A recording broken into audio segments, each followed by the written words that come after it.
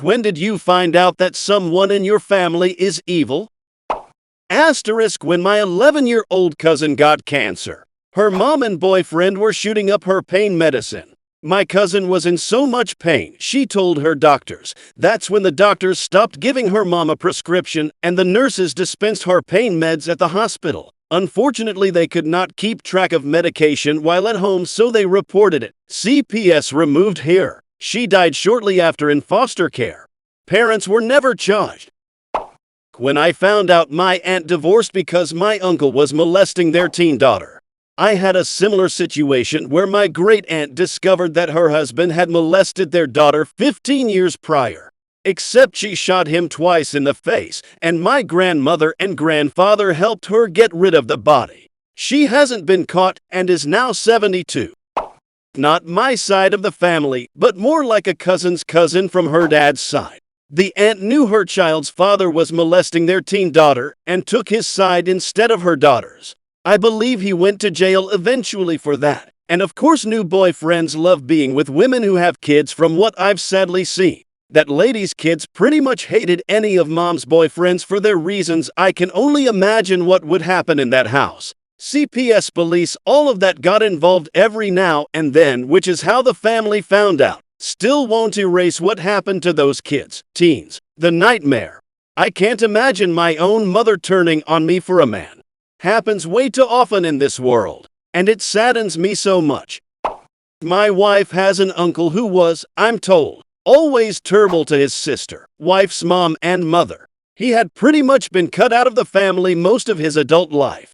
After Nana's husband died, this guy weaseled his way back into her life trying to reconcile. We all saw what was coming. He moved to be near her, which was away from the rest of the family, so he was always in her rear, as she was declining mentally. When she died, we found she had forgiven him to the tune of $1 million in the will. Her grandkids got a fraction of that. The text of the will literally justified it as compensation for him not getting as many gifts throughout his life. There was a pretty good reason for that. This uncle and his wife are already millionaires with no kids, who spend most of their time on vacation cruising around the world. I don't even know what they do for a living, if anything. My granddad is poor as hell, barely has enough to live by himself, but his first evil spawn still wants to take any penny he may have to forbid my mother and I to get more than her. She literally wants her husband to have a share of his money when he's no family to him, and my granddad doesn't want to share it with him. And she already has 2 daughters, so she already gets more than my mom and I on a symbolic level. I'm pretty sure if she had any legal way to cut us totally from his heritage, she would. No matter the amount. If people already have old issues, money is just the oil you throw on a giant fire. It's literally because of her that I will ask to include if someone tries to discuss the heritage, they lose their share in my will. Immediately after mine aunt died, my aunt started obsessing about selling the house. Let's sell, let's sell. My gramps is still alive and living in said house. My mom told her several times it is not her house to sell. My aunt asked my gramps if he would want to sell. He flat out said no, even if he wasn't living in the house in a care home, living with other family members. He would not want to sell his house. She said okay, and later sent an email round saying if they sold the house and did this, and this, they could save on taxes. None of us understand why she is doing this. None of us anticipated this behavior from here. We all hope she is secretly bankrupt or something, because at least that would explain it rather than her just being a massive greedy cunt. I have an aunt who cut off the rest of the family 25 years ago because she thought my grandmother should have contributed to my grandfather's funeral expenses, and the other sisters thought the 4 of them should just cover the whole cost, since he had only left a very small life insurance policy, and my grandmother already couldn't afford to stay in their house. The difference came out to about $1,000 per person, an amount that each of them could easily afford. She never spoke to her own mother again. Her kids were both under 10 at the time, have never been in contact with any of the rest of the family since, and we have no idea what she might have told them. Others have reached out on social media in recent years, but never get a response.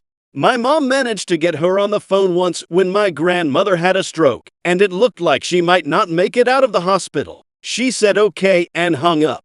I'm not saying the rest of that side of my family is perfect by any stretch of the imagination, but to have that kind of reaction over such an insignificant amount really puts her on a whole different level. I had an aunt, my mother's sister, Betty. She was mean as a snake, not in physical way, but in a domineering, my way or the highway kind of manner. For some reason she never liked me. I'm sure it was something stupid I said when I was 6 or 7, but it really was so obvious that even my immediate family would wonder what I had ever done to her. Then again, she loved to take swipes at everyone and everybody if they weren't living life or saying things in precise accordance with the way Betty thought it should be. Essentially the self-appointed dowager of the family, determined to dictate to everyone how they should live their lives. Betty was married to her husband, and no occasion with those two ever was complete without her giving him a tongue lashing for something trivial. When Bill died, there was no funeral, no nothing, just took his ashes and dumped them in the sea. Anyway, Betty used to go on vacations by herself all over the world. We just took it for granted that her husband didn't want to go. Until, that is, her husband died. As it turns out, Betty had something like a 30-year affair with someone, a guy who was always her traveling companion. When my uncle died, this guy was over the moon because now Betty was newly single. Only he didn't realize that Betty had a different guy waiting in the wings. I won't go into all the things she did and said, but she had 2 kids. Her son was molested by a next-door neighbor when he was a kid. Betty knew about it and did nothing. Nothing. Absolutely nothing. But she sure liked to talk about her son. He's messed up to this day. And she continued with her son's children. Just would talk about what idiots they were. One grandson got so tired of it, he literally married an Australian girl, moved there, and has never been back. Meanwhile, at my other cousin's 65th birthday party, Betty thought it would be nice to tell an adorable anecdote about how my cousin was a nice little rule follower. She proceeds to tell the story about how she absolutely forbade my cousin, when walking home from school, from crossing the street if there was no crossing guard. One day, the crossing guard did not show up for work, so my cousin stood petrified at the curb for 2 solid hours until my aunt realized her daughter had not come home from school.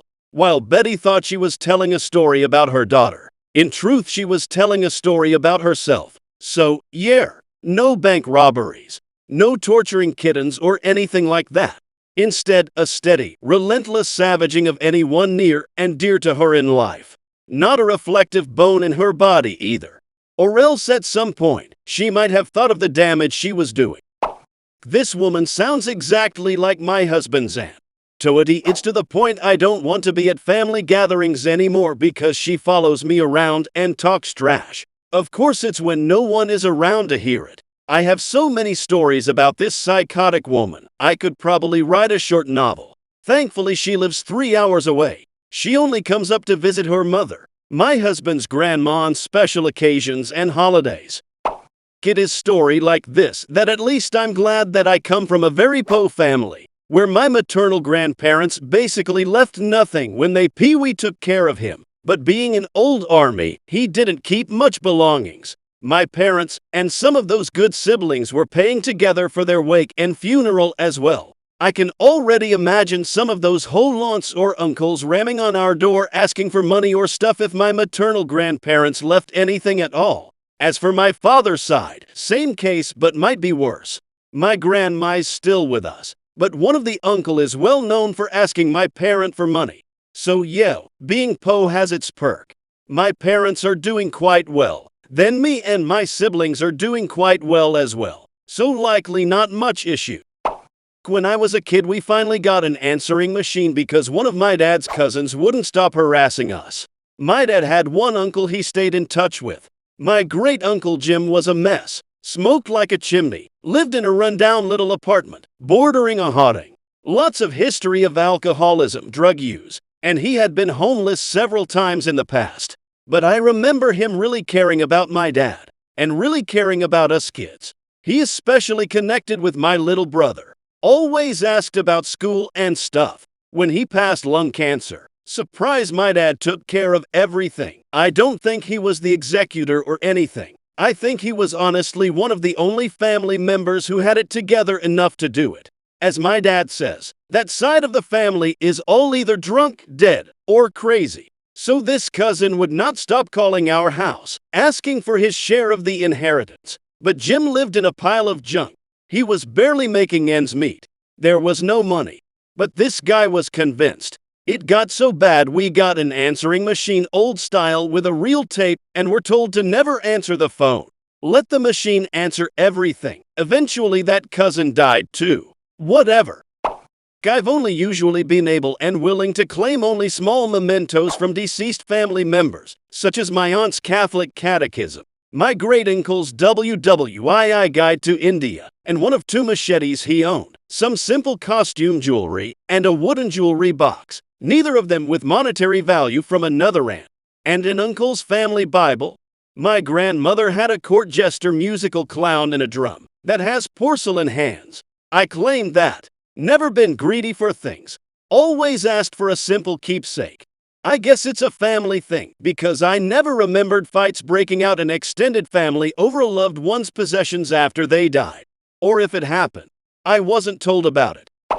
When my grandparents died, my aunt sold all of their stuff, closed out their bank accounts, took the roughly $500K, bought plots of lands, built a house, and furnished it to the brim with everything, including a house for the help. She then proceeded to go after anything else with my grandparents' name on it, including stuff, cars, houses my dad and uncles had invested while they were abroad working. This lady never left India for the first 50 years of her life, but now she visits her grandchildren all over the world, and has the audacity to tell everyone how her brothers abandoned her after their parents died.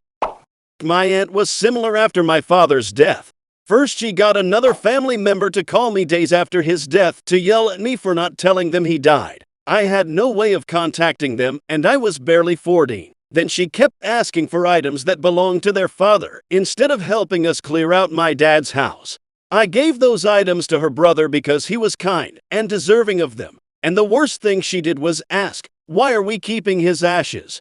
Can't we just throw them away? She also told me I had a half-brother who my father abandoned. She told my best friend that my parents were druggies. And she stalked and harassed both my mom and that same best friend trying to get in contact with me. She was vile, and it truly made me understand why she wasn't allowed in my life as a child. She recently passed away, and I only felt relief. I literally changed my last name so that she and all the other whole relatives couldn't find and harass me. My dad died when I was 18. My 2 older siblings decided to simply empty his house without informing me. I happened to show up the day they were doing it because I drove by constantly when missing my dad. Apparently there were multiple family meetings about his stuff with all the aunts and uncles, and nobody ever thought to inform me. I got to empty my room at his house, and that was it. What's funny is that I hadn't graduated high school even though I was 18. That means legally, I was a minor and his entire estate was mine if I wanted to fight it. But no, I didn't want to do that to my family. It's been 8 years since he died. I haven't heard from my sister in 7 years, and my brother shoots me a text every 3 or 4 years when he gets out of jail again. He sold all of my dad's tools for drugs. I should have taken them to court.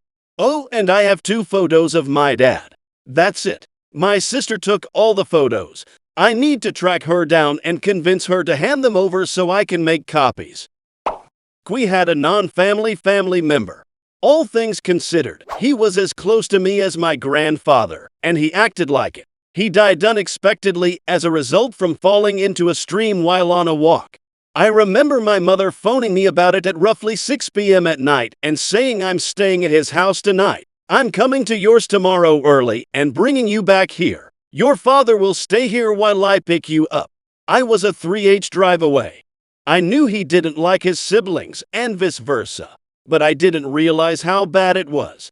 In a nutshell, his mother fell ill and all 10 of them moved out but him to look after her for over a decade. They never visited once. Anytime a sibling died, the others would come crawling out to loot the place, and they'd all know how to find a spare key, being brought up with the same mentality.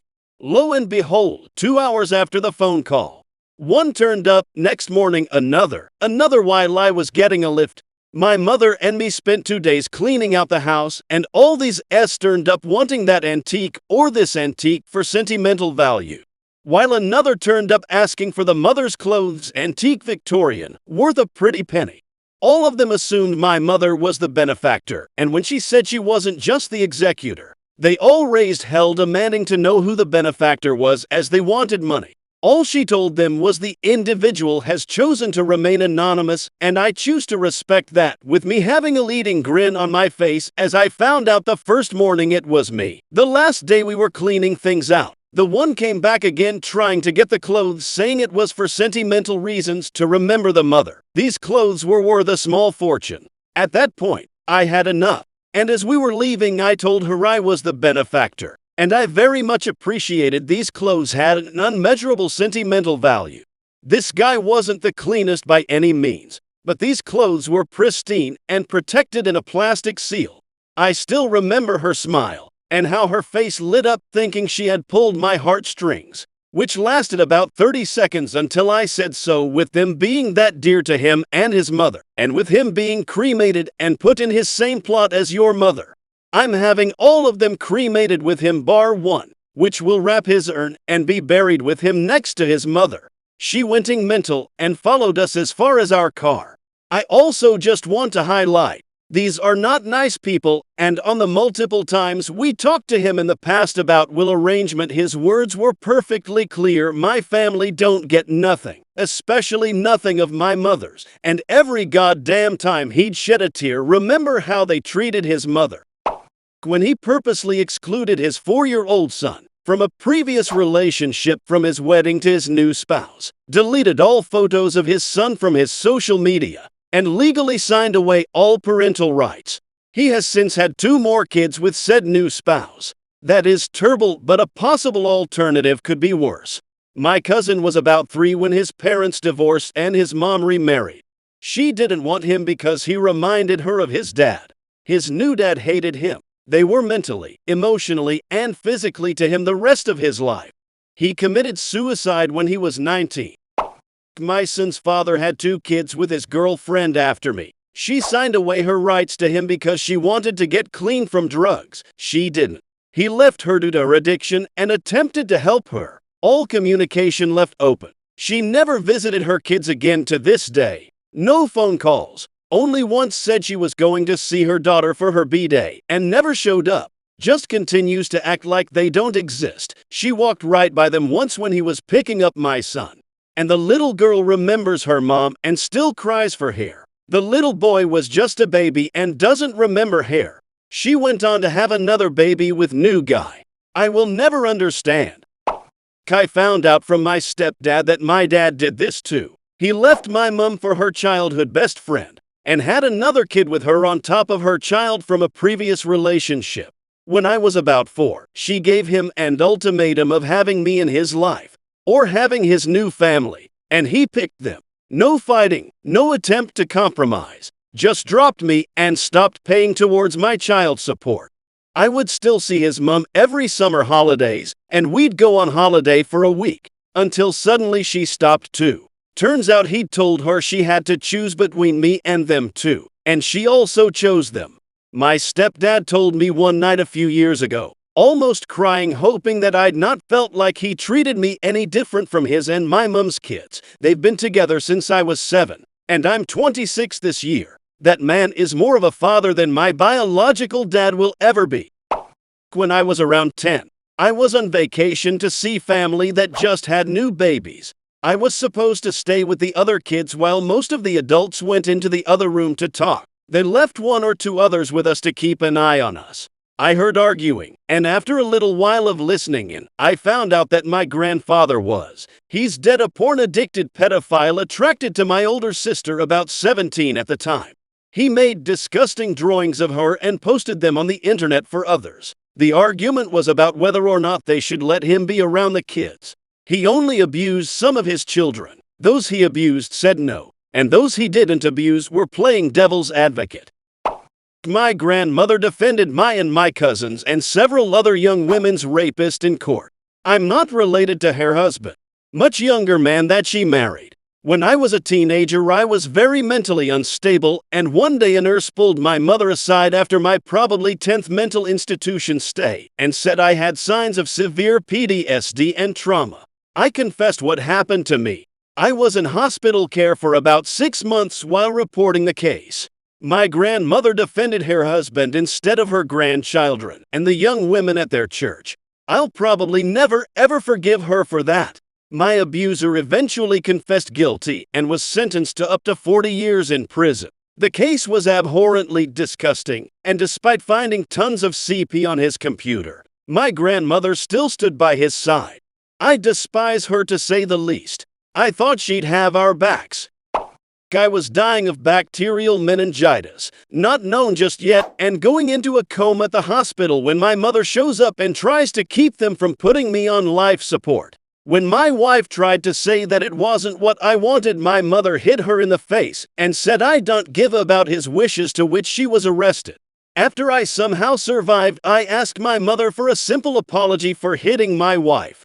I didn't want my 3 children thinking it's okay to hit their mother. She said, and I quote, "Well, I'm sorry, but if you say something I don't like, I should be able to hit you." Needless to say, we haven't seen her since. I don't know why she wanted me dead. Perhaps because she wanted to raise her grandkids like all her siblings are doing for their grandkids, because my cousins can't be parents. My uncle was dying, like days away. I was spending almost every waking moment with him. My cousin, the oldest of his 2 sons, comes in and says, "Hey Dad, I was looking at the Best Buy credit card application, and it says that if the credit card holder dies with a balance, the issuer will forgive the loan. Can you sign this?" The look of disappointment in my uncle's face was heartbreaking. He said no one will profit from my death. It cemented my uncle as the best and my cousin as the worst. When my uncle took my nose, it's been years and I still haven't gotten it back. Better than my uncle, we always had our family get-togethers at his house for holidays. Come Halloween, he'd pop up out of nowhere and chase all us kids through the house with a mask and chainsaw. Traumatizing. Yes, especially because the popular haunted house ended with a guy chasing you with a chainsaw. But he always made holidays fun. Egg hunt on Easter. Good luck finding them, and those eggs had 20s in them. Turns out he was just a giant stoner and had a sense of humor, and wanted to have fun with us kids because he was retired and wanted us to have a good time too. When my aunt and cousin from my mother's side tried to scam out our family home from my father on the day of my grandma's funeral. And on the same day, my cousin basically searched over grandma's bedroom in our house for any valuables or documents, both things just maybe an hour after the funeral. When they didn't show any interest in taking care of our grandmother, aunt's mother, on her deathbed, and years before while her health was getting worse and worse. But after the death showed up to blame everyone else on it. And on top of it, after running in a dead end and not getting anything from my grandma, 'cause she already gave them a property years back. They started guilt-tripping us that morally they are entitled to at least a part of our house because our grandma lived there, and may have mentioned that she bought a part of it. Take in mind, this is my father's house, which he bought for his own money and took a mortgage on to pay for. And grandma never bought any part of it, but just moved in with us due to old age. I have cut contact with them since this happened.